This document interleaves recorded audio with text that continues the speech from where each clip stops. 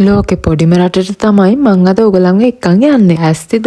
ඉතින් ඒකේ විස්තරේ කියන්න කලින් බලන්නකෝ මේ උදේ පාන්දර අපි දැක්ක ලස්සන view එක. ඊට පස්සේ ඉතින් විස්තරේ කියන්න කලින් මාවත් ඉතින් මං පෙන්නන්නම්කෝ. ඉතින් මේ රටට යන්න අපි මේ රටවල් 4ක් පහු කරන ගමන්. මුලින්ම ඉතාලිය, ඊට පස්සේ ස්විට්සර්ලන්තය, ඊළඟට ඕස්ට්‍රියාව.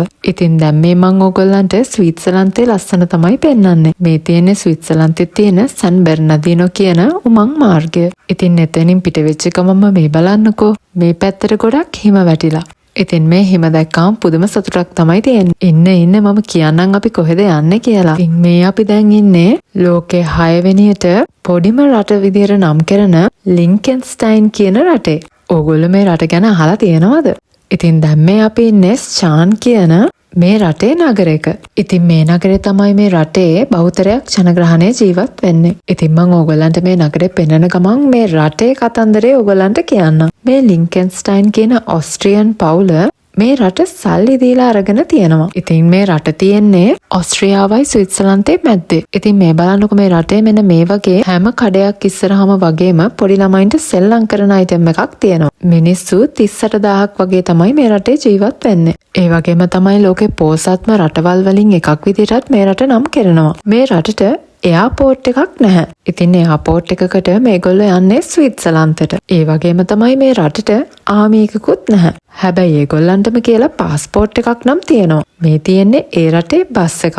ඉතින් මේ ලින්කන්ස්ටයින් කියන පවුල තමයි මේ රටම පාලනය කරන්නේ. ඒගොල්ලන්ගේ පරම්පරාවෙන් පැවතගෙන එන කට්ටිය තාම ජීවත් වෙලා ඉන්නවා. ඒ වගේම තමයි මේ රටේ පාවිච්චි වෙන්නේ ජර්මන් භාෂාව. ජර්මන් භාෂාවේ ඇලමැනික් කියන ඩයලෙක්ට් එක තමයි පාවිච්චි වෙන්නේ. ඒ වගේම තමයි මේ රටට තියෙන්නේ එකම එක පොලිසියයි. මේ රටේ මේ බලන්නකො මේ තියෙන මොබයිල් ලයිබ්‍රරි එක. ඉතින් ඒ වගේම තමයි මේ රටේ කිසිම කෙනෙක් හිරගෙදර නැහැ. ඉතින් මේ රටේ කට්ටිය ගමනක් පිමනක් යද්දී ගොඩක් වෙලාවට අපි වගේ දොරවල් ලොක් කරලා යන්නේ නැහැ. මොකද මේ රටේ හොරකම් මේ වගේ දේවල් වෙනවා ගොඩක් අඩුයි. අඩුයි කියන්නේ නැති තරම්. ඉතින් අපි මේ යද්දී වුණත් කිසිම පොලිසියේ වගේ කට්ටිය අපි පාරක නිකමටවත් දැක්කේ නැහැ. ඒ වගේම තමයි තව කියන්න ඕන දෙයක් තමයි මේ රටේ තියෙන පිරිසුදුකම. පුදුම පිරිසුදුකමක් තමයි මේ රටේ ඇත්තටම තිබුණේ. ඉතින් දැන් මේ අපි යන්නේ ලින්කන්ස්ටයින් වල ස්චාන් කියන නගරයේ ප්‍රධානම පල්ලියට. මේ පල්ලියේ නම තමයි සෙන්ට් ලවරෙන්තියස්. ගොඩක් පරණ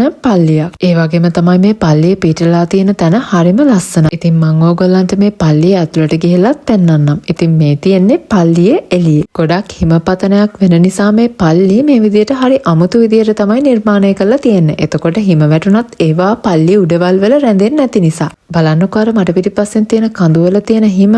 හොඳ වෙලාවට අපි එදා ගිය දවසේ මේ පල්ලිය ඇරලා තිබුණා. ඉතින් මේ තියෙන්නේ මේ පල්ලියේ ඇතුළ. කවුරුත් හිටියේ නෑ එදා. ඉතින් මේ වගේ මේ පල්ලිය නත්තලට ලස්සන සැරසිලි වලින් සැරසිලි කරලා තිබුණා. ඊට පස්සේ ඉතින් මේ වගේ එක එක සුරුවම් ඒ වගේ දේවලුත් එතෙන්ට එන අයට නොමිලේම ගන්න පුළුවන් විදිහට තමයි හදලා තිබුණේ. ඉතින් ඒකටත් පස්සේ අපි ගියා බ්‍රෙක්ෆාස්ට් එක ගන්න. ඉතින් බ්‍රෙක්ෆාස්ට් එක ගන්න ගියාම මෙන්න මෙතන අපිට ඉඩක් තිබුණේ නැහැ. ඒ වුණාට එතන ලස්සන නිසා මම ඉතින් වීඩියෝස් ටිකකුත් ගත්තා. ඉතින් ආයෙත් ඕගලන්ට මම මේ පල්ලියේ ලස්සන පෙන්වන්නම්කෝ. ඒකත් පෙන්වන ගමන්ම අපි මේ දැන් යන්නේ ලින්කන්ස්ටයින් වල ප්‍රධානම නගරෙට. ඒ කියන්නේ මේ රටේ කැපිටල් එකට. ඉතින් මේ ලස්සන කඳු කර පහු කරගෙන අපි මේ දැන් යන්නේ ලින්කන්ස්ටයින් වල කැපිටල් එකට. ඉතින් කැපිටල් එක නම තමයි වදූට්ස්. ඒ කියන්නේ ලින්කන්ස්ටයින් වල ප්‍රධානම නගරේ. දැන් ඉතින් ඕගොල්ලන්ට අර මේ කඳු මුදුනේ පේන්නේ ලින්කන්ස්ටයින් මාලිගාව. ඒකේ තමයි මේ රට පාලනය කරන ලින්කන්ස්ටයින් පවුල ඉන්නේ. මේ වදූට්ස් කියන නගරේ චාන් කියන නගරේ විනාඩි 5ක දුරක් තමයි තියෙන්නේ. ලින්කන්ස්ටයින් රට කොච්චර පොඩිද කියනවා නම් පැය 5කින් මුළු රටේම ඇවිදලා එන්න ඔයාලට පුළුවන්. ඒ වගේම අවුරුද්දකට සැරයක් මේ ලින්කන්ස්ටයින් පවුල ඒගොල්ලන්ගේ නිදහස් දිනයට මේ රටේ ජීවත් වෙන හැමෝටම එයාලගේ මාලිගාවේ නිදහස් දිනය සමරන්න මේගොල්ලන්ට ආරාධනා කරනවා. ඉතින් දැන් මේ අපි ඉන්නේ වදූට්ස් කියන නගරේ සිටි සෙන්ටර් එකේ. මට මෙතන අදාහ ගන්න බැරි දෙයක් වුණා. ලින්කන්ස්ටයින් වගේ රටක අපේ ලංකාවේ කොත්තු රොටි හම්බුණා. මේක නම් ඇත්තටම ඉතින් අදාහ ගන්න බැරි දෙයක් වුණා මට. මේ බලන්නකො ලෝකේ පොඩිම රටේ අපේ සිංහල භාෂාවෙන්ම කොත්තු රොටි කියලා ලියලා තියෙනවා. බලන්නකො අපේ කොත්තු රොටිය ගිය දුරක් නේද? ඉතින් දැන් මම මේ ඔයගොල්ලන්ට පෙන්වන්නේ වදුත්ස් වල සැටල් කියන ස්ට්‍රීට් එක.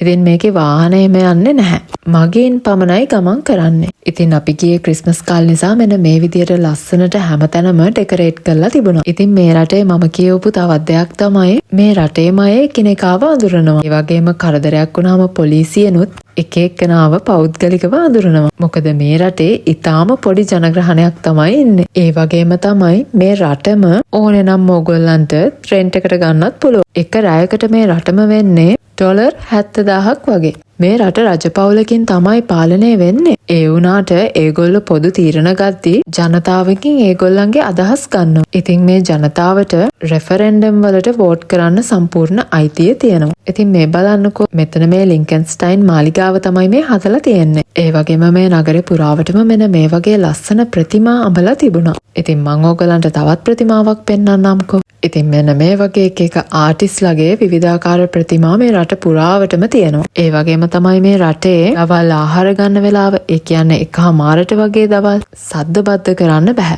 ඒ වගේම තමයි රෑ 10:00 පස්සෙත් සද්ද බද්ද කරන්න බෑ. ඔන්න ඕවා තමයි මේ රටේ නීති. ඉතින් මේ වදුත්ස් කියන මේ රටේ ප්‍රධානම නගරයේ ජීවත් වෙන ජනග්‍රහණය 5425ක්. ඉතින් ඕගලන්ට හිතා ගන්න පුළුවන් මේ රට කොච්චර පොඩිද කියලා. පොඩි වුණාට ලෝකයේ වැඩිම GDP එක තියෙන රටක්. ඉතින් දැන් මම යන්නේ ලින්කන්ස්ටයින් රටේ ටුවරිස්ට් ඔෆිස් එකට. ඉතින් මම එතෙන්ට යන්නේ විශේෂ දෙයක් කරගන්න. එන්නකෝ යන්නේ ඉතින් ඕගොල්ලොත් මාත් එක්ක. ඉතින් මම මේ දැන් මේක ඇතුළට යන්නේ මගේ පාස්පෝර්ට් එක ස්ටෑම්ප් කරගන්න. හැබැයි මගේ ඇත්ත පාස්පෝර්ට් එක නෙමෙයි. මං කඳුවලට යන්න භාවිතා කරන පාස්පෝර්ට් එක. ඉතින් මෙතන අපේ පාස්පෝර්ට් එකේ මේගොල්ලන්ගේ රටේ ලාංඡනය එක්ක ස්ටෑම්ප් එකක් කරගන්න පුළුවන්. ඉතින් මං ඕගලන්ට ඒක පෙන්වන්න කලින් මං ගන්න සුවනියර්ස් ටික පෙන්වන්නම්කෝ. අපි ඉතින් කොහෙ ගියත් හැමදාම වගේ සුවනිය එකක් ගන්න මත කරන්නේ නැහනේ. ඉතින් අපි කොහෙ ගියත් අපි ගන්න අපේ ෆ්‍රිජ් එකේ යලවන්න මැග්නට් එකක්. ඉතින් මෙතන ඇත්තටම පුදුම විදියට සුවනියර්ස් ගොඩක් තමයි තිබුණේ. මොකද්ද ගන්න කියලා හිතා ගන්න බැරුව තමයි හිටියේ. ඉතින් බලලා හිතලා අපි ගත්තම් මෙන්න මේ ෆ්‍රිජ් මැග්නට් එක. ඕගොල්ලෝ මොකද හිතන්නේ මේක ගැන? ලස්සනයිද? ඒ වගේම තමයි එතන මේ වගේ ලුණු වර්ග, ඒ රටේම නිපද වෙන ඇල්කොහොල් කියන්නේ වයින් වගේ දේවල් ඒ හැමදේම විකුණන්න තියෙනවා. ඉතින් මේ බලන චූටි සුවනියර්ස් ගොඩාක් තියෙනවා. ඉතින් දැන් අපි යමු මගේ මවුන්ටන් පාස්පෝර්ට් එක ස්ටෑම්ප් කරගන්න. මේක මං ආයෙත් කියනවා ඕගොල්ලන්ගේ ඔරිජිනල් පාස්පෝර්ට් එකේම ස්ටෑම්ප් කරගන්න එපා. ඉතින් ඔන්න මම දැන් මේ රටට ඇතුල් වුණා කියන්න මගේ මවුන්ටන් පාස්පෝර්ට් එකේ මෙන්න මේ විදියට ලින්කන්ස්ටයින් ස්ටෑම්ප් එක ගහගත්තා. ඉතින් කියන්න ඕන තව දෙයක් තමයි මේ රටේ යුරෝ පාවිච්චි වෙන්නේ නැහැ. මේ රටේ පාවිච්චි වෙන්නේ ස්විස් ෆ්‍රැන්ක්. මොකද මේ රටට ගොඩක්ම කනෙක්ෂන් එක තියෙන්නේ ස්විට්සර්ලන්ඩ් එක්ක. ඉතින් මේ බලන්නකො මෙන්න මේ ටුවරිස්ට්ලව ගෙනියන පුංචි කෝච්චිය. ඉතින් මේකේ ඕනනම් ඕගොල්ලන්ට රට වටේම යන්න පුළුවන්. ඉතින් දැන් මම ඕගොල්ලන්ට පෙන්වන්නේ මේ වදුත්ස් කියන නගරයේ ප්‍රධානම පල්ලිය. මේකේ නම තමයි සෙන්ට් ෆ්ලොරින් කැතෙඩ්‍රල්. මේක නිර්මාණය කරලා තියෙන්නේ 19 වෙනි සංවත්සරයේ. නියෝගොතික් ක්‍රමයට තමයි මේක නිර්මාණය කරලා තියෙන්නේ. අපි ඉතින් එදාගේ දවසේ මේක ඇතුළට යන්න බැරි වුණා. මොකද මෙතන පූජාවක් ඇතුලේ පැවැත්වුණ නිසා. ඉතින් ඒක නිසා මට සමා වෙන්න ඕගොල්ලන්ට මේ කැතෙඩ්‍රල් එක ඇතුළේ පෙන්වන්න බැරි වුණාට. හැබැයි මේ කැතෙඩ්‍රල් එක උඩ ඉඳලා මෙන්න මේ විදිහේ view එකක් තමයි තියෙන්නේ. බලන්නකො මේ ඔක්කොගේම බිල්ඩින් වල තියෙන ලස්සන සහ ආවේනිකකම. ඉතින් ඕගොල්ලෝ ස්විට්සර්ලන්ඩ් වලට එනවා නම් මේ ලින්කන්ස්ටයින් කියන රට බලන්න අමතක කරන්න එපා. එතකොට මේ තියෙන්නේ පීටර් කයිසර් ප්ලාට්ස්. මේකේ තමයි ලින්කන්ස්ටයින් කියන රටේ පාර්ලිමේන්තුව වගේ පැවැත්වෙන්නේ. ඉතින් ඒ වගේම තමයි මේ ලින්කන්ස්ටයින් කියන රටේ ගොඩක් කෞතුකාගාර වලින් සමන්විත. මොකද මේ රජපෞලේ ඒ කාලේ ඉඳන් පැවතගෙන එන එක දේවල් මේ කෞතුකාගාර වල තැන්පත් කරලා තියෙනවා. ගොඩක්ම වටින දෙයකට ගොඩක්ම වටින ඔටුන්නක් පවා තියෙනවා. ඒ ඔටුන්න තමයි මේ ලින්කන්ස්ටයින් කොඩිය උනක් තියෙන්නේ. ඉතින් පාරේ මෙන්න මේ වගේ මුද්දර වලට සමාන නිර්මාණක් තිබුණා. ඉතින් ඒ වගේම තමයි නත්තලට සරසපු පුංචි ලියුම් ගොඩාක් එල්ලපු ක්‍රිස්මස් ට්‍රී එකකුත් තිබුණා. අපි ඉතින් ගිය දවසේ ගොඩක් රෙස්ටොරන්ට් එකම වහලයි තිබුණේ. මොකද මේ රටේ සාමාන්‍යයෙන් සෙන්සුරාදිරිදට හැමෝම විවේක ගන්නවලු. මේ තියෙන්නේ ලින්කන්ස්ටයින් කියන රටේ බස් හෝල්ට් එකක්.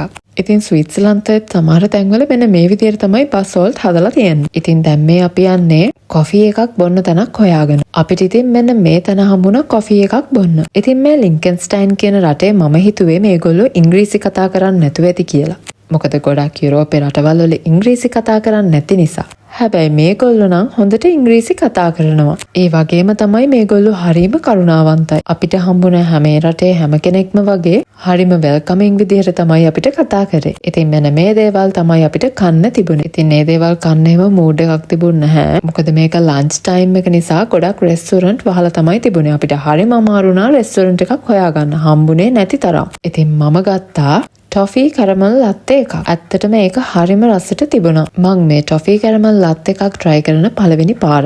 මොකද මම සාමාන්‍යයෙන් ගොඩක් වැඩ දාපු කෝපි බොන්න කැමති නැති නිසා. ඒ වුණාට මේ රටේ මේ බෝඩ් එක දැක්කම මට ආසයි තුන මේක try කරලා බලන්න. ඉතින් ඒකත් බීලා පොඩක් රෙස්ට් එකක් ගන්න කියලා තමයි බැලුවේ. මොකද අපි අද ගොඩක් ඇවිද්දා. ඒ වගේම තමයි මම තව කියවපු දෙයක් මේ රටේ රස්සාවක් කරේ නැත්නම් ඒ කෙනාට රජයෙන් ස්විස් ෆ්‍රැන්ක් 3000ක වගේ මුදලක් ගෙවනවලු. හැබැයි ඉතින් මේ රටේ ජීවන වියදම වැඩි නිසා ඒ ගාන ප්‍රමාණවත්ද කියලා නම් මම දන්නේ නැහැ. ඉතින් ඒ වගේම තමයි මේ තියෙන ස්විට්සර්ලන්ඩ් වල තම ආවේනික චොක්ලට් වර්ගය. ඉතින් ඒකේ ෂොප් එකකුත් මේ රටේ තිබුණා. ලදරා මම මේ ප්‍රොනවුන්ස් කරන විදිය හරිද දන්නේ නැහැ. ඉතින් මම හරිම ආසයි මේකේ චොක්ලට් වලට. ගොඩක් මේගොල්ලන්ගේ මෙන්න මේ ක්ලාසික් චොක්ලට් එකට. ඉතින් මේවා ගොඩක්ම හදන්නේ මී පැණි රටකජු ඒ වගේ දේවල් දාලා. ඉතින් මේ බලන්නකො හැම කඩයක් ඉස්සරහම මෙන්න මේ විදිහට තමන්ගේ සුරතල් සතාව උගට ගහන්න ගැජමැටික් එකක් තියෙනවා. ඒ වගේම තමයි මෙන්න මේ වගේ තමන්ගේ සුරතලා පාරේ ජරා කරොත් ඒවට සිලිউර ඩස්බින් වලම ඇටච් කරලා තියෙනවා. එතකොට මේ තියෙන්නේ රටටම ආවේනික පාන් වර්ගයක්. මේකත් පෙන්වන ගමන් අපි යමු තවත් විශේෂම තැනකට. මේ තියෙන්නේ ස්විට්සර්ලන්තය ලින්කන්ස්ටයින් කියන රට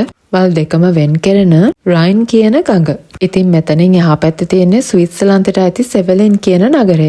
ඉතින් මාත් එක්ක තව ඉස්සරහට යන්කෝ මම ඕගොල්ලන්ට තව පුදුම හිතෙන දෙයක් පෙන්වන්නම්. මට පිටිපස්සෙන් තියෙන කඳු ටික බලන්නකෝ හරීම ලස්සනයි. මේ ලින්කන්ස්ටයින් කියන රට වට වෙලා තියෙන්නේ ස්විට්සර්ලන්ත කඳු වැටි වලින්. කඳු නගින අයට හිම කාලෙට ස්කී කරන අය මේ රටට හිම වැටෙද්දී ස්කී කරන්න එනවා. අපි දැන් මේ පාලම ළඟට ලං වෙනවා. ඉතින් මේ පාලම ලින්කන්ස්ටයින් රටයි ස්විට්සර්ලන්ත රටයි යා කරනවා. මේ පාලම තමයි මේ රටේ තියෙන පැරණිම පාලම. 20 වෙනි සියවසේ තමයි මේ පාලම නිර්මාණය කරලා තියෙන්නේ. මේ පාලම නිර්මාණය කරන්න විශේෂ ලී වර්ගයක් තමයි යොදාගෙන තියෙන්නේ. ඒ වගේම මේ පාලම ගොඩනගලා තියෙන්නේ 1901 වර්ෂයේ. ඒ කාලේ අස්සයෝ පදින අය තමයි මේ පාලම ස්විට්සර්ලන්තයට යන්න පාවිච්චි කරලා තියෙන්නේ. ඉතින් මේ පාලමෙන් එහා පැත්තේ තියෙන්නේ මම අර කලින් කිව්වේ සෙවලෙන් කියන ස්විට්සර්ලන්ත නගරය. මේ පාලමට කියන්නේ අල්තේ රේන්බර්ග් පාලම කියලා. ඉංග්‍රීසි වලින් කිව්වොත් Old Rhine Bridge. බලන්නකො මේ ඒ කාලේ වුණත් මේ තාක්ෂණය ලස්සනට යොදාගෙන තියෙන විදිහ. ඒ වගේම තමයි මම ඔයගලන්ට පෙන්නන්නම් රටවල් දෙකක හිට ගන්න පුළුවන් විදිහ. ඉතින් මෙතන තමයි මේ බෝඩ් එක තියෙන්නේ. ලින්කන්ස්ටයින් ස්විට්සර්ලන්ඩ් බෝඩ් එක මෙන්න මෙතන තමයි තියෙන්නේ. ඉතින් මන් දැන් මේ එක අතක් ස්විට්සර්ලන්තේ එක අතක් ලින්කන්ස්ටයින් වල තමයි තිබුණේ. ඉතින් ඒකත් මං බලන්න ආසම කරපු දෙයක්. ගොඩක් කලාතුරකින් තමයි ඒ වගේ දේවල් දකින්න ලැබෙන්නේ. ඉතින් මේ තියෙන්නේ ස්විට්සර්ලන්තයේ සෙවලෙන් කියන නගරේ පැත්තේ ඉඳන් ලින්කන්ස්ටයින් පේන විදිහ තමයි මේ තියෙන්නේ. ඉතින් ඕගොල්ලන්ටත් හැකියාව තියෙනවා නම් මේ දේවල් බලන්න අමතක කරන්න එපා. ඉතින් මේ හැමදේම බලලා ඕගොල්ලන්ටත් මේ රට පෙන්නලා දැන් අපි මේ යන්නේ ඕස්ට්‍රියාව පැත්තට. ඕස්ට්‍රියාවේ ෆෙල්ක්‍රිච් කියන ලින්කන්ස්ටයින් වලට ළඟම නගරෙට. ඉතින් මේ නගරේ වීඩියෝ එක මේ නගරේ ලස්සන ක්‍රිස්මස් මාකට්ස් එක මගේ TikTok එකේ මම අප්ලෝඩ් කරනවා.